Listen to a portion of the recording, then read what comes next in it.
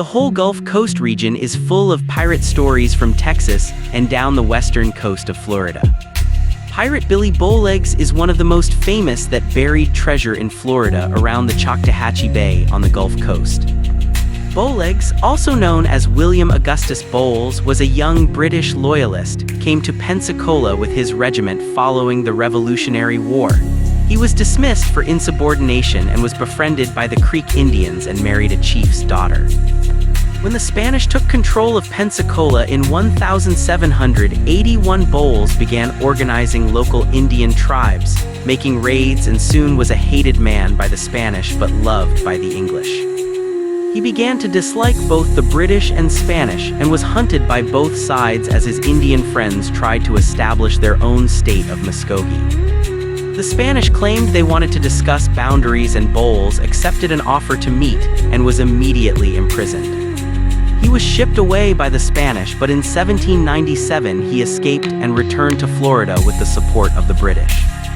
Bowles started his pirating, and as tensions grew between Britain, Spain, and America, he took advantage of the situation by attacking Spanish ships. As tensions between the nations were resolved, they all three focused on the pirating activities of Bowles, and during an Indian Congress in 1805 in Alabama, Bowles was again captured and sent to Cuba, where he starved himself to death in prison. He is believed to have buried chests containing over $5 million in gold, silver bullion, specie, and church treasure some 6-8 feet beneath the sand in the Fort Walton Beach area. One site is believed to be near the mouth of a small river emptying into Choctawhatchee Bay just north of Fort Walton Beach. In 1824, a British warship chased Bowlegs Mestero into the entrance to the bay, where she turned east and ran aground in shallow water. The warship opened fire and the crew went over the side, taking a chest with them which they buried on the beach. An estimated $2 million in loot was aboard the Mestero when she sank. A second Bowlegs was William Rogers, who was a pirate operating in the Gulf of Mexico. Rogers was described as being excessively bowlegged. He was formerly with the pirate Jean Lafitte. A third Bowlegs was Jesse Rogers, who settled in the area of Mary Esther, Florida in 1838 and was believed to have stashes of Union and Confederate money. A fourth Bowlegs was Halata Miko, a Seminole Indian chief who was identified by some as Billy Bowlegs. He was a major leader in the Seminole Wars in Florida and was later moved to Indian territories in Oklahoma, where a town is named Bowlegs in honor of his grandson. As writer Nicole Stallworth notes, William Augustus Bowles could have received his alias by accident. Records are filled with references to Billy Bowles, and William Rogers was called Charlie Bowlegs by his men. Bowles' name lends itself to an adaptation that blends the two pirates' nicknames. It could even be that the nickname was originally held by someone else.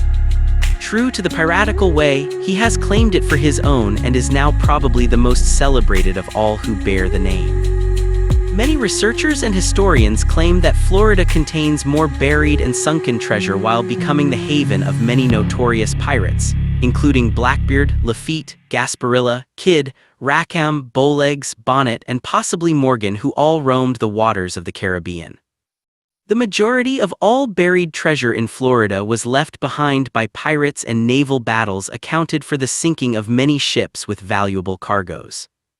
From the year 1500 onward, hurricanes sunk many treasure-laden ships, the majority of them Spanish galleons that carried gold and silver from the New World to the Old.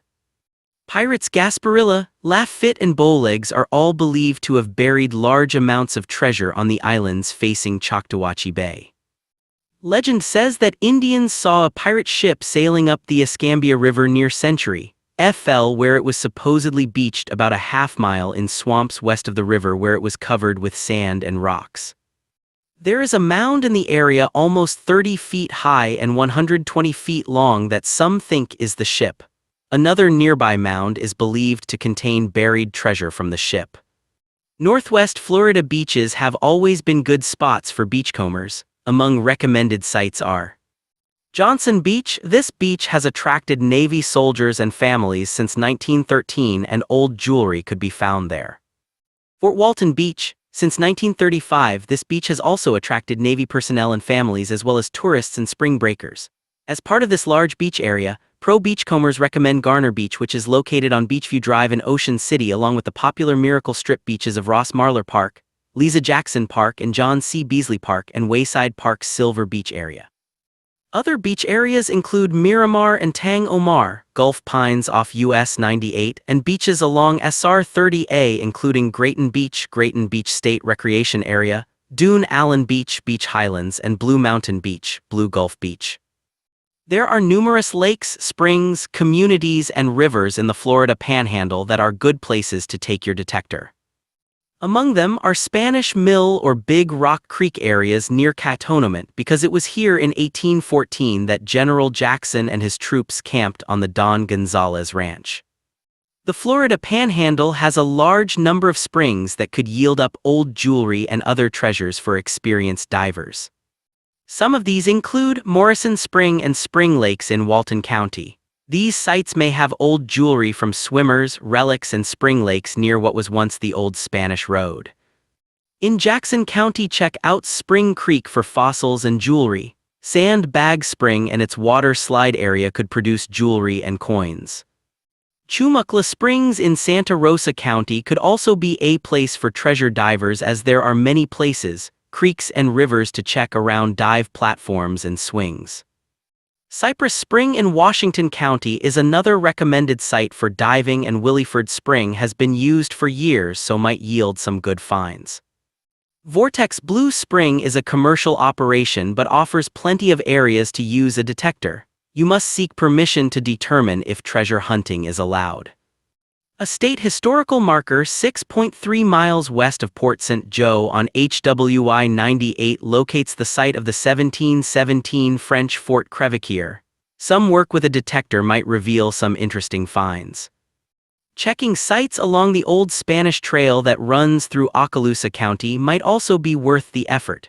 You might have to do a little history research to find the exact route and where it crossed rivers and streams. Nowadays, SR 10 and 90 follows the historic route, so good accessible places along the way include river crossings of the Yellow River east of Crestview and the Shoal River west of Crestview might be good places to check. Over in Washington County, the trail would have crossed the Choctawhatchee River west of Caryville, where the US 90 and 10 bridge is located, and should be another good spot to hunt for trail treasures. In Jackson County, the trail crossed where what is now the US 10, HWI 8 Apalachicola Bridge. The town of Defuniak Springs has a rich history dating back to the 1800s, and Lake Defuniak has been a centerpiece over the years for swimming and water enjoyment.